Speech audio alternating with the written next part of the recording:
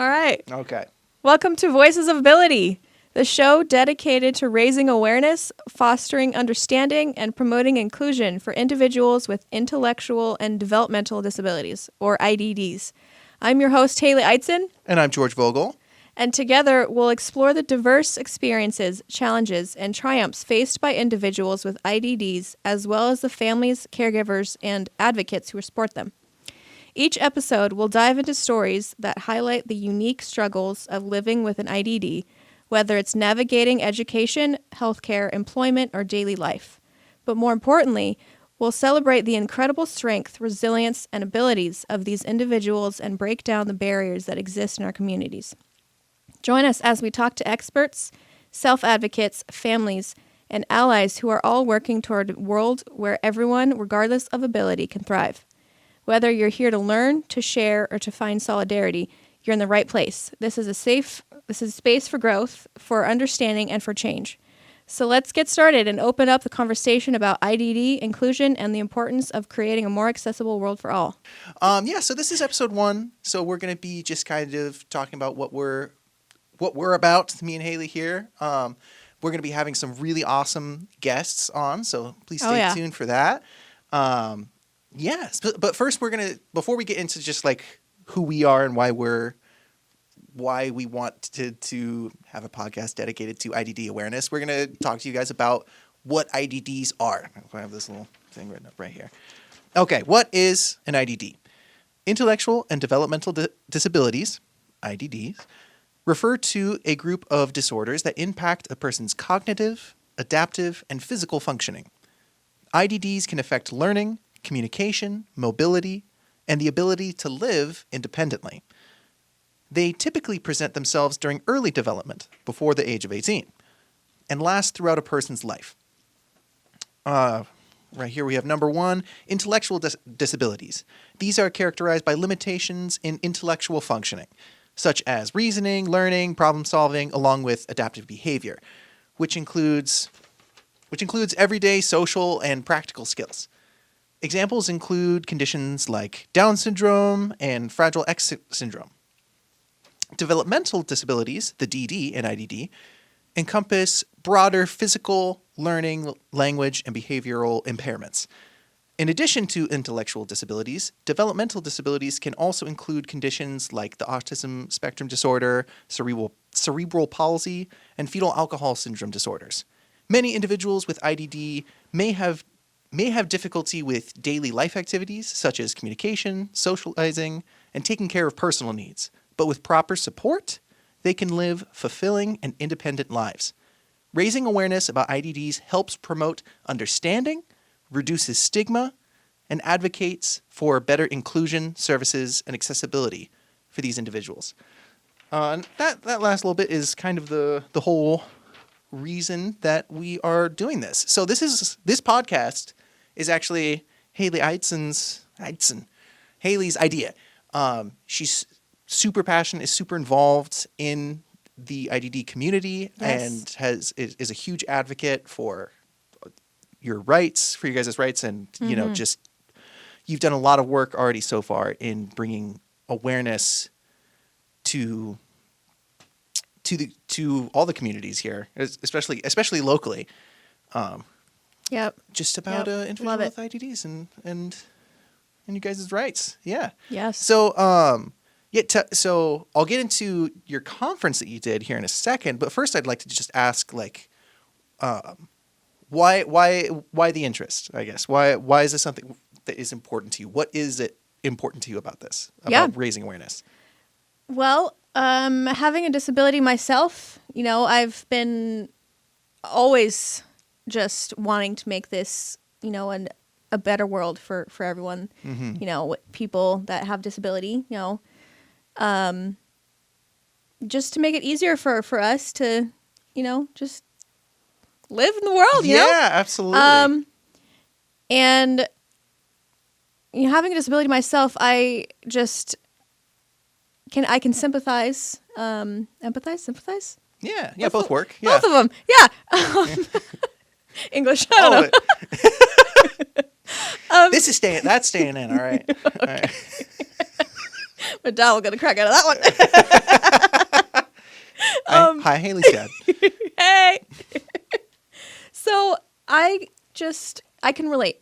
Mm-hmm. So I can relate to people with disabilities, having one myself, and I just, want to do something and make the world a better place for us, an easier place and to live in. Yeah. And I've always been really compassionate for people, towards people, and wanting to make a difference. Yeah. So just changing how people view us, how society views people with disabilities. Mm-hmm. And, some people, they judge quickly, or some people, are maybe afraid to approach us, and I just want to change that. Yeah. I want to show the world that we're just like them, and, they can talk to us. Yeah, absolutely. So, yeah.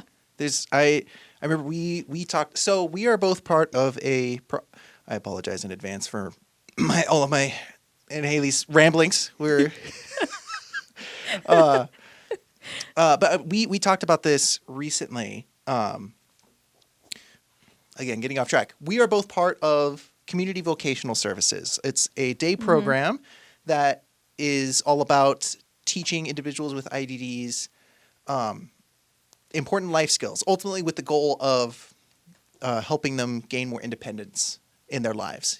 So that can be as grand as like helping them find a job, helping them get their driver's license, stuff like that, or just as simple as like help them figure out how to work out a budget, or like just how to go grocery shopping. We work on social skills a lot, because there's a lot of that stuff that isn't taught in education systems. Like recently I taught a class on on intonation, just like the rise and fall of our voices when we talk, and how like if you talk monotone like this and it's really flat, you sound kind of disinterested in what you're talking about. But if your voice rises and falls in tone, then it feels more passionate. It feels, anyways, stuff like that, like that isn't really taught in education. It's just people are just kind of expected to know, but like, especially with a lot of people with IDDs have problems with stuff like that. So anyway, we, among many things, teach social skills. Yeah. All that stuff. So yes, that was the preface for my story here, which was, we were talking recently about, the perception that I used to have growing up on people with IDDs.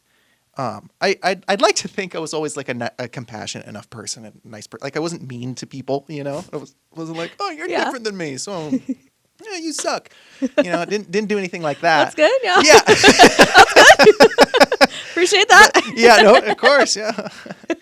I wasn't a jerk. But so when I remember like in high school, I had a friend, we'll call him John, who was an individual with an IDD. And I wasn't mean, but I kind of talked down to him. I talked to him like I had this perception in my mind that there was this big line, and I kind of treated him like a kid. Like he would tell me about stuff he's interested in or whatever, and be like, "Oh, that's great. Yeah, whatever." And like be nice, but still, I wasn't really respecting him as an equal individual, and didn't expect much from him. I had another friend. We'll call her May, and when they both were friends, I saw them interact. She treated him with the same respect that you would treat anyone, because that's just what you do with this, what you should be doing with human beings. Everyone, yeah. And I witnessed the most like deep conversation about the meaning of life. And I was like, holy crap. I was putting this guy John in a box and not letting him move, because I was like kind of treating him like a kid. And it was a huge learning moment for me on just how, so much of like what, because like when he was around me, we didn't have like deep conversations or anything like that because like we had like a comedic relationship. You know, I was like, we were like goofy, and I tolerated his goofiness. You know, again, I was a kid. Please forgive me. I apologize. But, you were forgiven. But you know, it was a huge learning moment for me. And then like working here at this company I'm a life coach / job coach. I'm, you know, teaching these like important life skills to help our clients become more and more independent. One huge thing I learned working here, I promise I'll stop talking at some point and let you talk, Haley. One huge thing that I learned while working here is that these guys should not be pitied, you know? Like the individuals that I work with here are some of the, not even some, you guys are the kindest, most understanding, loving people I've ever met. Like the people I work with are, you know, everybody's different, and I'm not saying like everyone who has an IDD is really happy. That's not the case. But like, oh my gosh. So the point I'm getting to is just that I'm so proud to be in these guys' lives. And yeah, I'm so glad to be a part of like helping you guys learn important life skills and everything like that. Yeah. But gosh dang, I am learning just as much from being around y'all. Cause like the warmness and love that like is so easily shared in this community is just breathtaking. And I think everyone could use some of that, you know? Oh, definitely. Yeah. Okay. That's my ramble. I apologize. No, it's good. That's good. So Haley, what drew you to become involved in IDD awareness? So, having a disability myself, I just, you know, obviously I have my own struggles and, you know, feelings of, you know, isolation and just feeling different, you know, and I have an IDD as well as a physical disability, and I have always I've always had that awareness and of realizing that I'm different than most, and that, you know, this society, this world doesn't have the best understanding, you know, and that's, you know, nobody's fault. And it's just there's not enough awareness out there, I think, in my opinion. Yeah, I'm right there with you. And yeah, I definitely think that, you know, this could definitely change some things. And, and you know, I'm really passionate about it, having a disability myself. I'm passionate about getting that awareness out there and, you know, helping other people with disabilities and getting that awareness out there so people know how to, you know, coexist with us. And, you know, just at least say hi to us, you know? Yeah, like, absolutely. There's, you know, this stigma of, you know, people just thinking that, you know, they're afraid to approach us. Some people are afraid to approach us. Some people are afraid they'll, you know, ask the wrong questions and say the wrong things. I don't speak for everyone, but for me personally, I love it when people come up and talk to me and ask me questions about my disability. I love to share about that for me personally, because for me, that is bringing awareness. You know, that is my idea of bringing awareness. And, you know, if people ask questions, I'm going to give them answers, you know. So I think at the crux of it, and correct me if I'm wrong here, it's just treat you just like a human being, like you treat anyone else, you know, like definitely. That's the point right there. Exactly Awesome. the point. Yeah. Yep. Just talk to me, you know, just treat me like a person. Just ask me questions, say hi to me, whatever. Absolutely. And another thing that reminded me of is I don't want to just bring awareness of disability. I want people to see that we're people first. Yeah. You know, like you could ask me a question about my disability, and for me personally, I will, like I said, for just me personally, I will share. You know, if you have a question, I will share, you know, about my disability. But don't be afraid to just ask me anything. Like, ask me, you know, because I'm a person first. So ask me, I don't know, what are my likes and dislikes, you know? Just treat us like normal people. Absolutely. That's all I'm saying. Yeah. I think that's a great point to bring up. Yeah. Yeah. Yeah. I'm so like out of curiosity, how does that make you feel when you can tell that people treat your disabilities like kind of like an elephant in the room? Like when you heard that phrase before? Like yes. Elephant in the room? Yeah, like, yeah. Are you asking like how does that make me feel when people do that? Or yeah. How does that make you feel when people do that? I mean, yeah, it's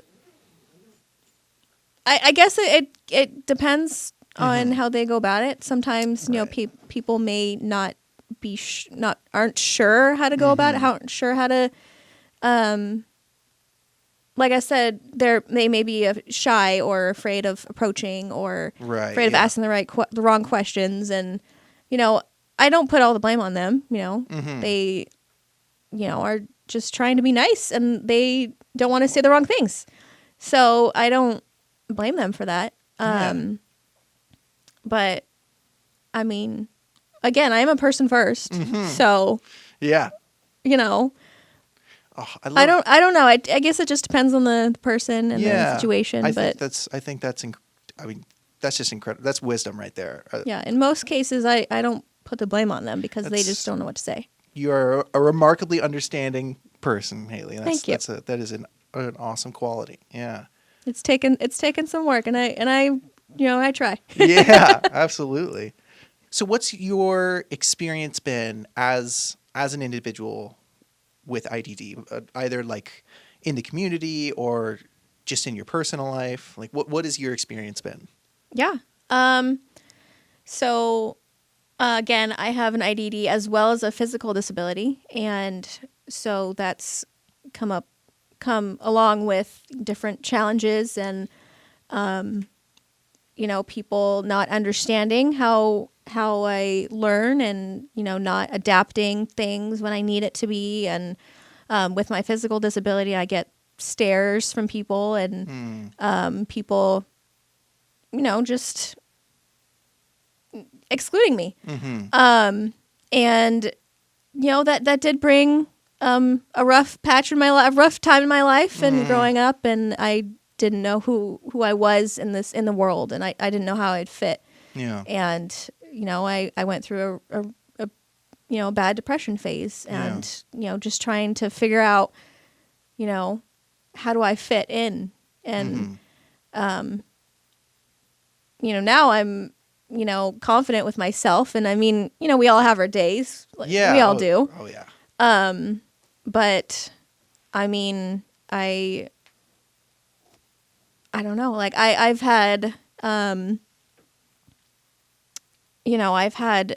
you know, bullies. Right. Most people have. I've had bullies and you know, teachers even not really knowing how to teach me or how to adapt things and kind of making me feel different. Yeah. And I don't know. Yeah. I with the physical aspect of it, I've had 29 surgeries that have a lot. Yeah. Been a lot. And yeah. And I just really want to bring this awareness out and, you know, show people that you can overcome a lot. Absolutely, and, yeah. You know, starting with awareness and starting with, you know, bringing awareness to this kind of stuff so that people are aware and so that they can, you know, do what they can to make it an easier world for us. Yeah, absolutely. Yeah. Gosh, I mean, 29 surgeries. That's crazy. That's a lot. Now, like, because if I remember correctly, you had a surgery somewhat recently, right? But a lot of these surgeries were like in your childhood. Yeah. 5 recently. Wow. Oh my gosh. That's got to be a lot Yeah. I mean, that's a lot. I mean, 5 surgeries as an adult, that's like, wow. Yeah. But it's tougher on the body when you're older, for sure. Yeah. But like as a kid, that's got to be traumatic, I'd imagine. Yeah, definitely. I mean, I have a lot of traumas, and things that like medical trauma and PTSD from that, and things that like I never knew a time before, because I was so little having a bunch of the surgeries, and so there was never a time in my life that I didn't have that, and so there's naturally some triggers, for me it's a lot of like smells. And even sounds and all the senses, most of the senses, are can be messed with, and but yeah, like that's all I've ever known, because I've always had that, since I grew up, experiencing that kind of stuff, and so I've heard smell in particular can really be a trigger. Yeah, smells is I think my biggest one. Yeah. There's just like some certain smells that will bring back memories, and bring on panic. But I have essential oils. Nice. So if like even things like rubbing alcohol, like if I go to like a public restroom and they have the hand soap and it smells like rubbing alcohol, I have my essential oils that I can just use really quick, and that really helps. Man, you were telling me, I'm just gonna keep bragging about you because you're the best. You were just telling me about earlier today about just your childhood and your experiences, just like with having to be in the hospital all the time, and I just like, oh gosh, I mean, this is specifically for you, but also so many people that we work with, like have like really hard stories, whether it be because of like medical trauma or because like their family life is really, really tough.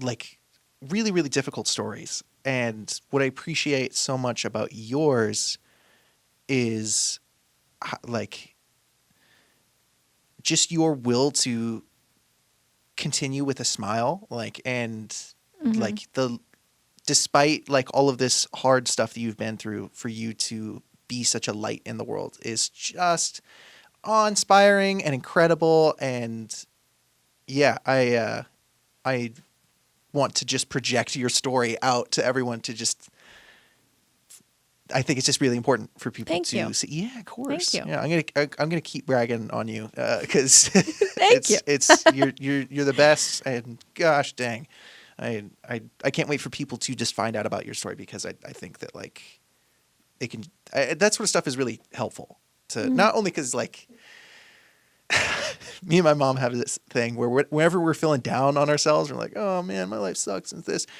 We'll watch World War II documentaries to go like, oh man, we think we have it bad, and maybe a morbid way to. Hey, I get it. I mean, everybody's struggle is their struggle, and your feelings are how you're feeling about it. I do stuff like that too sometimes, where I'm like, I hear about someone else's story, or and whatever someone else is going through, or I compare that, and I'm like, I have it pretty good. That means that I mean, I also have a problem with I feel bad for them, and it makes me sad. But I mean, so it makes me feel grateful. Yeah, my life. Again, I love how much passion you have for so much of what the reason that we're doing this podcast. I mean, you talked about it is just because you have such a passion for this community, and that's it's incredible. We're sitting in a stinking podcast room because of you. So yeah, really, really cool. How long have you been a job coach? Okay, yes, I have been here for almost 2 years now, and so this is my first time in this field. I haven't been working with individuals with IDDs. I haven't working in this community for that long. I was going to I was planning on being education, but I wanted to be a drama teacher. That was my original plan. And then I got this job just kind of to make ends meet a little bit. And I was like, oh, well, it's either I work at some like fast food restaurant that I don't care about right now while I'm in college, or I get this job where I actually feel fulfilled. Got it. And then was like, oh, forget about everything I was planning on. This is what I'm doing because this is, Yeah.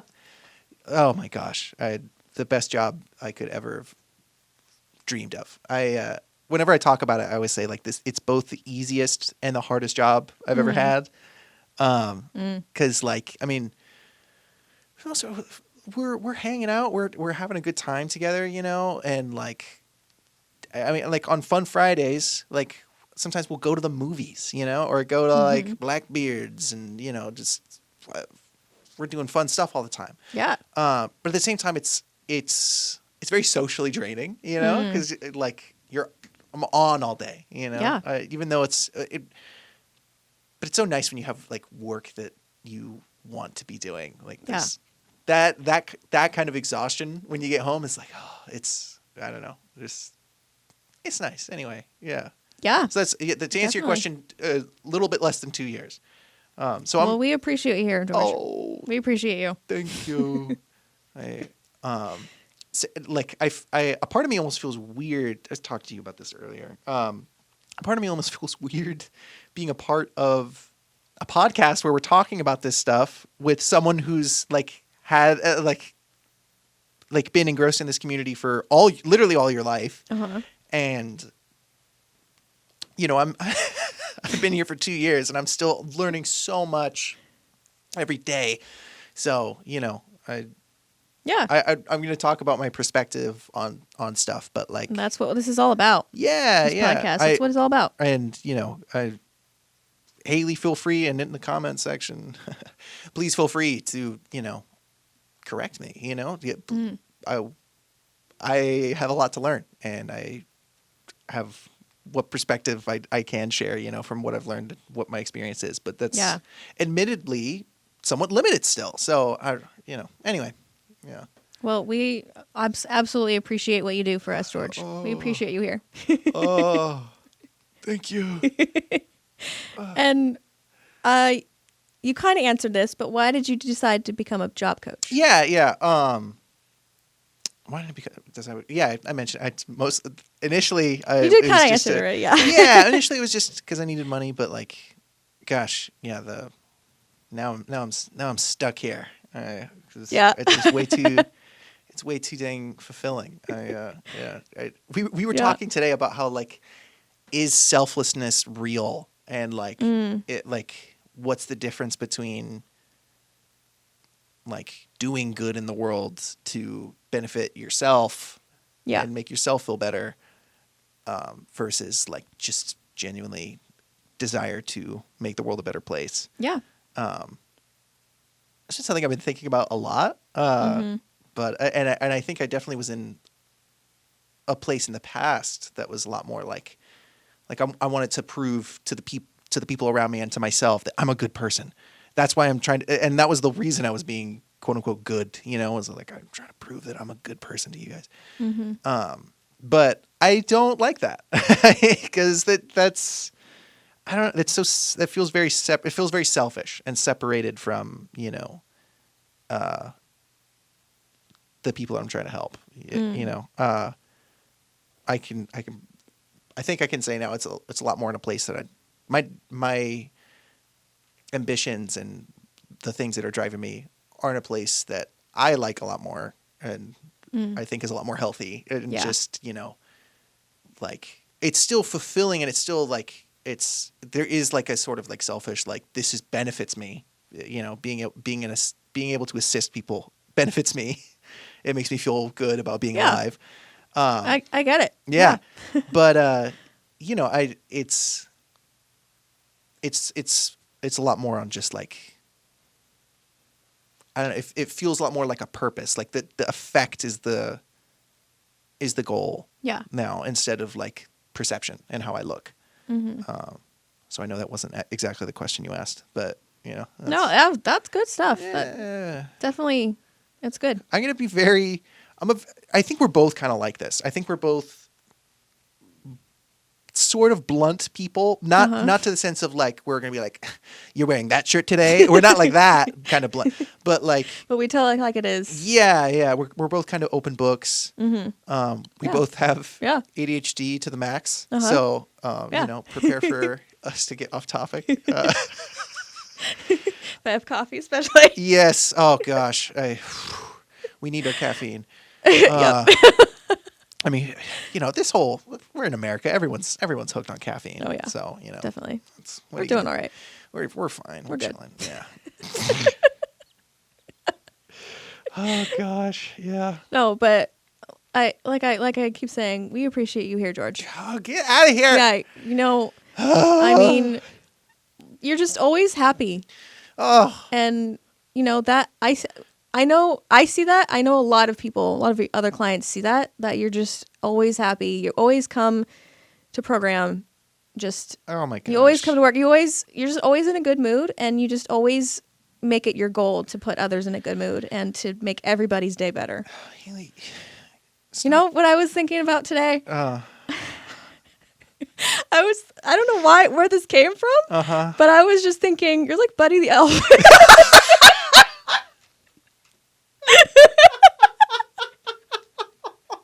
I felt like I had to put something funny in there. You just love life. You just always have a smile on your face, and you love people. Oh gosh, Haley. So Stop trying to make me cry. Thank you. It's noticed. Oh, it's definitely noticed. Man, that means the world. Thank you. I really appreciate that.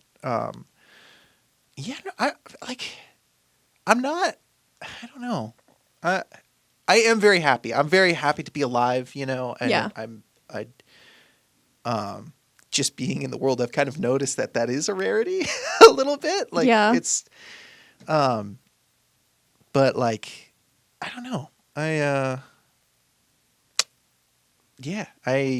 It's definitely not, I don't want to say it's a mask that I put on, you know what I mean? Mm-hmm. Like, it's not fake. It is genuine. I am genuinely happy, but like, But it's not constant.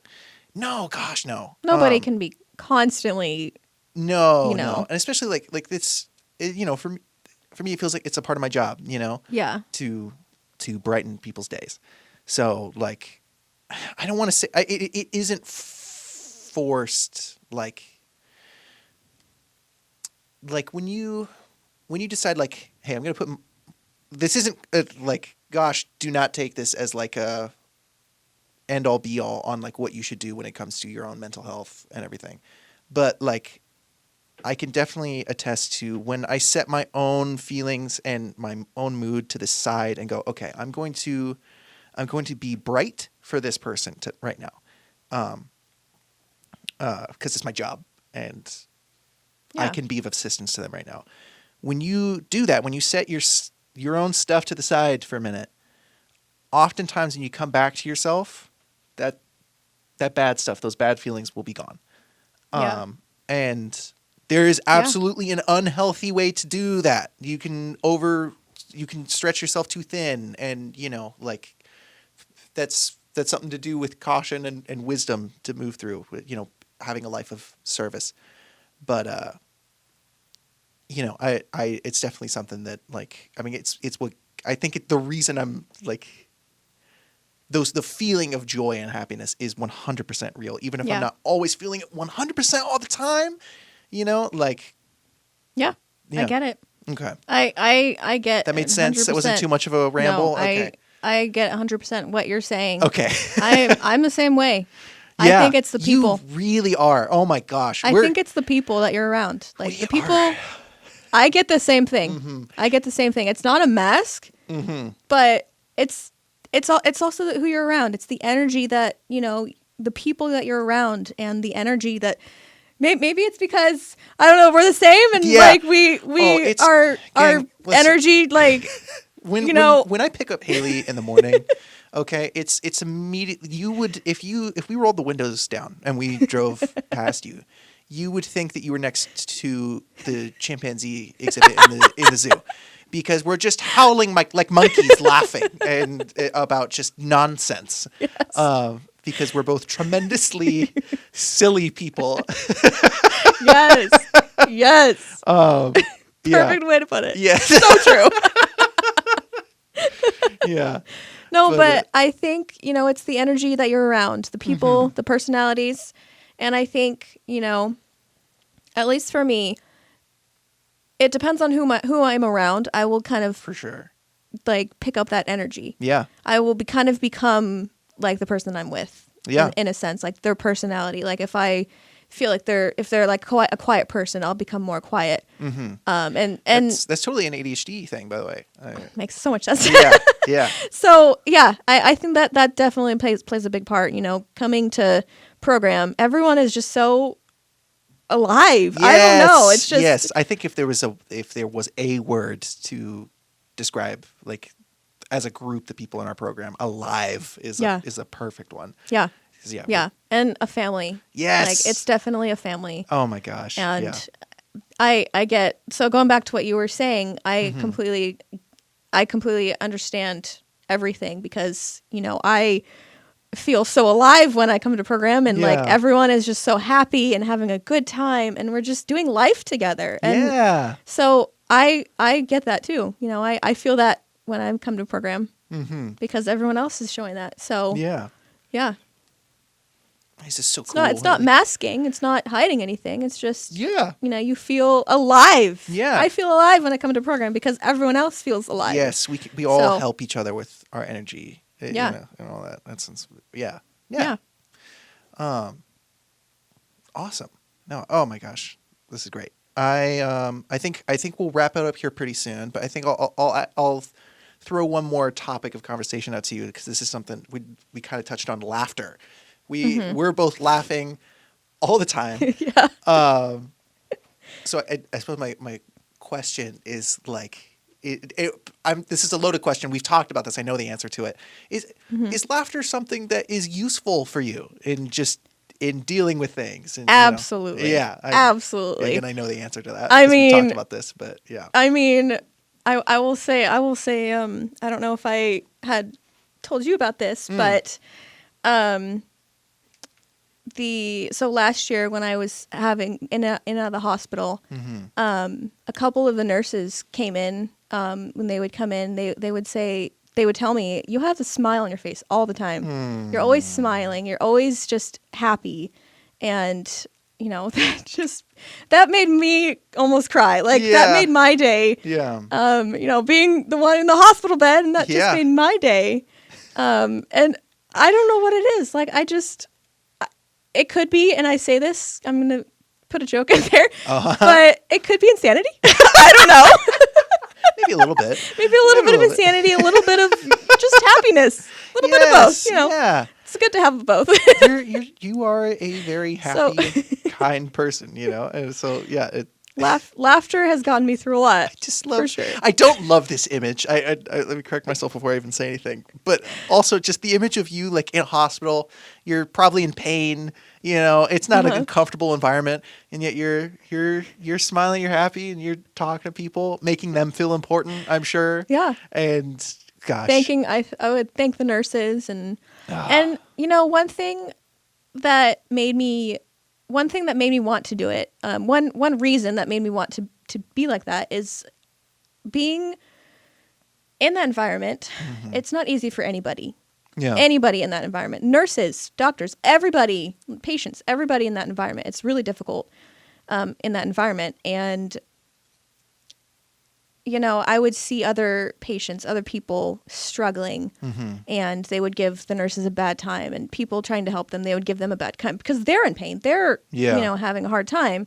So they would just, lash out. Yeah. Thank you. Lash out. And, and that's nothing against them. I mean, they're, like I said, they're having a tough time. So, it's nothing against them. But I just see how much they do, having been through lots of surgeries. I see what they do. It's hard work. And they do a lot. Yeah.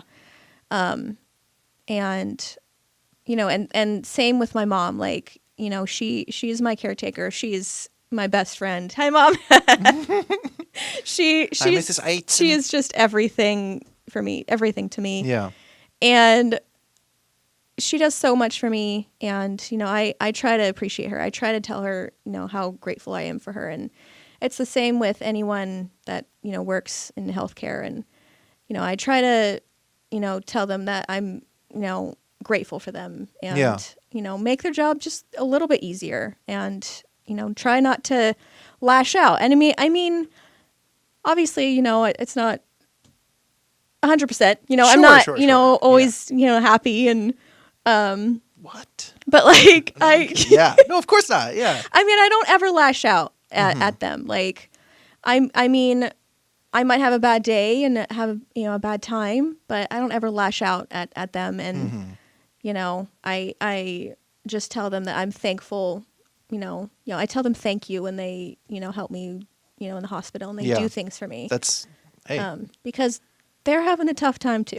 Yeah. Dealing with patients that, are other patients going through really tough times and lashing out at them. And again, not, anything against them, against those patients, but, just anything to make their day better. I try to tell them that I'm grateful. You never know how, like, important those moments where you show someone kindness are precious. Like, you can, like, not to sound too, like, self-important, but, like, those small moments where you were kind to someone where you didn't necessarily need to be kind to them, or like you had every right to be frustrated, or like, but if you show kindness, like, it has even more power, like, in affecting their lives, and yeah, so that's just awesome, and it's of the. I mean, you many might ask some reasons people, and like my mom, I might have bad days. I do have bad days. I'm not an angel. You ask her. I'm sure. I mean, probably the same for both of us. If you don't give us our caffeine, our coffee, then she knows. Stay out of our way. Okay, watch out. But no, they do a lot. My mom does a lot. Everyone, the nurses, the doctors, they do a lot, and the least I could do is thank them. Yeah. I know we could talk like all day if we wanted to, but I think it's about time we wrap it up. Thank you so much for listening. We really appreciate you guys. This is going to be on the CMAC Comcast channel, as well as Community Vocational Services YouTube channel, and should be on Spotify as well. Links will be below if you find this on YouTube. This is all very new to us, so bear with us. Yes, if you can. Please. Thank you, guys. We're gonna have some really, really awesome guests on the show, so please stick around. We'll be sure to update, on all the socials when the new episodes will be coming out. So again, thank you so much for listening. Hope to see you again. Thanks, guys. Yeah, thank you. Bye. Bye.